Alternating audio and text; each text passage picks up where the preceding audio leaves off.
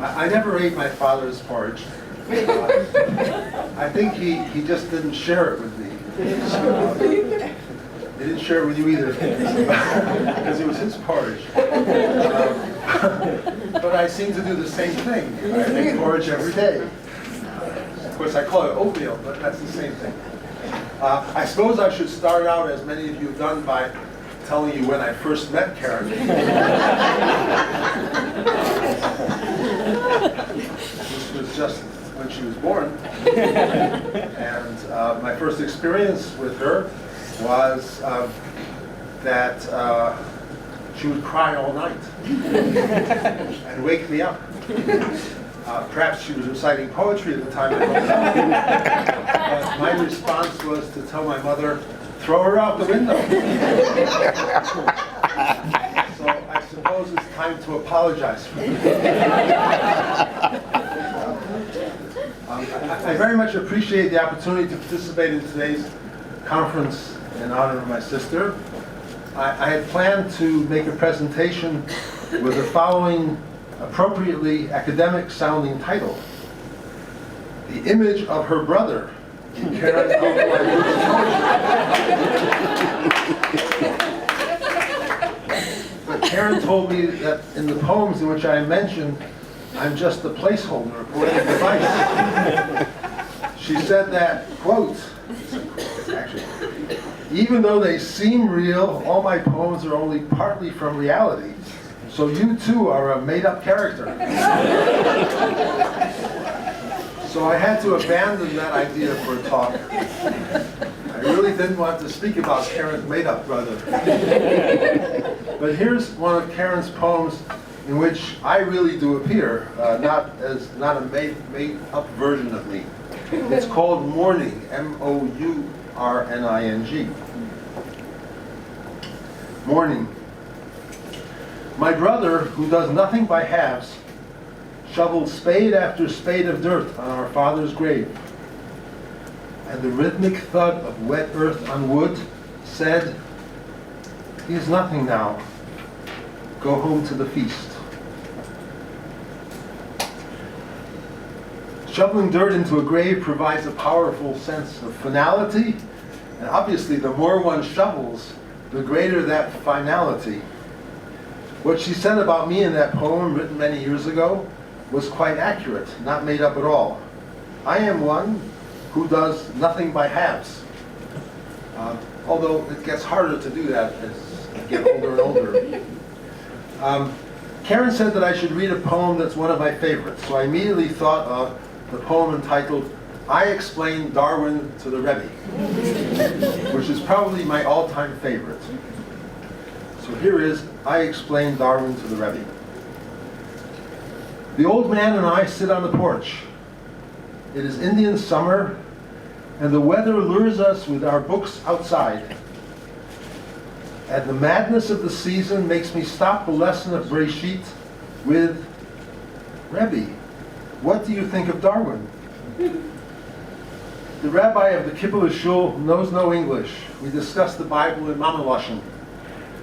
And what has he read that he should know of the origin of species? So he asked me to explain, and I do, in my most grown-up 11-year-old tone, about the apes, the jungle, survival of the fittest. It is 11 years since the Holocaust. In the twilight he is silent, rocking very slightly as he arranges his decision. Bubemeises.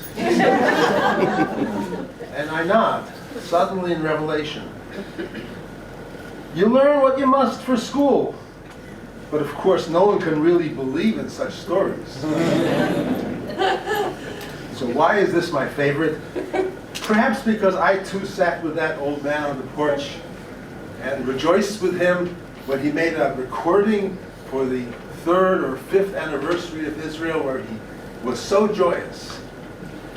But more likely it's because the poem resonates with my view that all of our attempts to explain the world are midrash. Science and poetry, philosophy and cosmology, even mathematics, religion, are all midrash. reality transcends all our ways of imaging it, all of our ways of imagining it. As he said, we learn what we must for school, but no one can really believe in such stories. What I just read reminds me of a line in a poem that's in the Siddur, Hincha echad l'chol dinionot. Professionally, I'm a mathematician. I wasn't introduced as a professor of mathematics, but that's what I do. So I have to read Karen's poem called Mathematics. Obviously, it's in my territory. Mathematics. 1 and 1 and 1 and 1. Count the human beings annihilated with the technique we learned to figure in first grade. Each number, an authentic individual. Mira with her plush hat and silk stockings. Basha, the braided scout troop leader. Matel, who was always very, very tired with running his chocolate business. 1 and 1, and now they're gone. Their loss impossible to figure in the abstract. And survivors, we count the way we counted in Cheder. Not 1, not 2, not 3, not 4. Not to confuse the evil eye, not to deny what they passed through, but to protect us all from the numbers, the numbers, the numbers. Karen and I had very few cousins.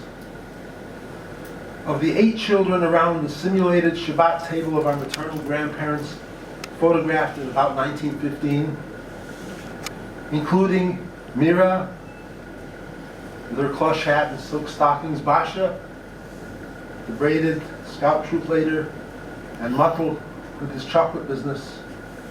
Of the 8 families that those siblings initiated, only Karen and I survived. As she said, their loss impossible to figure in the abstract.